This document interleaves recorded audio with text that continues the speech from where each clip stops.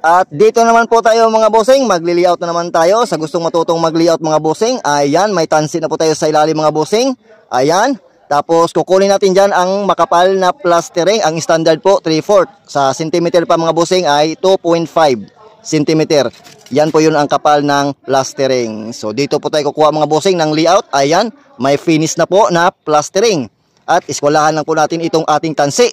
Ayan mga bossing, kukuha na tayo dyan sa may finish na plastering. Ayan, kailangan naka-eskwala po ang ating tansi. Ayan mga bossing, naka-eskwala na po ang ating tansi na galing sa finish ng plastering. At ayan mga bossing, naka-eskwalado na po yan. So ngayon, huhulugan na po natin yan at meron po tayong tansi dito sa taas. Ayan.